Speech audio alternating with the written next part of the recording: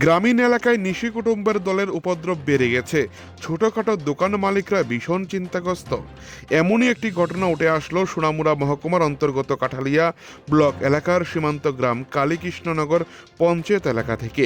ওই পঞ্চায়েত এলাকার রাজন্ডটিলা গ্রামের এবং হিম্মতপুর গ্রামের 3 পরিবার দোকান চুরি হয় শুক্রবার গভীর রাতে। সকালবেলায় দোকান মালিক দোকানের সামনে গিয়ে দরজার তালা কাটা দেখে মাথায় হাত। দোকান ঘরের ভিতরে ঢুকে দেখতে পায় সমস্ত জিনিসপত্র মালামাল লণ্ডভণ্ড হয়ে আছে।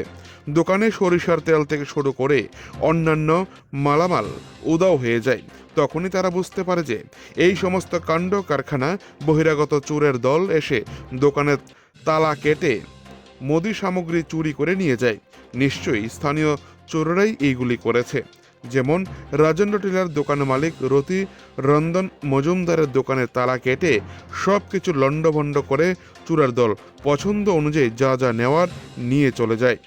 একই পাড়ার নিখিল মজুমদারের দোকানেও ঢুকে কিছু মশলা থেকে শুরু করে পছন্দ অনুযায়ী মালপত্র নিয়ে যায়। অনুরূপভাবে হিম্মতপুর গ্রামের নারায়ণ দত্তের দোকানের তালা কেটে দোকানে ঢুকে কিছু জিনিসপত্র নিয়ে গিয়েছে। তবে 3টি দোকানেই ক্যাশ বাক্স হাতিয়ে টাকা পয়সা আছে কিনা দেখেছে, যা ছিল তা নিয়ে চলে যায়। এ জাতীয় ঘটনা সংশ্লিষ্ট এলাকার জনগণ আর প্রত্যক্ষ করেননি। দোকান চুরির ঘটনাকে কেন্দ্র করে জনমনে এখন যথেষ্ট আতঙ্ক বিরাজ করছে। খবর পেয়ে শনিবার ভোরবেলায় যাত্রাপুর থানার পুলিশ সীমান্ত গ্রাম কালীকৃষ্ণনগরে ছুটে যায়। পুলিশ গিয়ে প্রতিটি দোকানেই তল্লাশি শুরু করে এবং গোটা ঘটনার খোঁজ খবর নেয়। পাশাপাশি একটি মামলা হাতে নিয়েছে।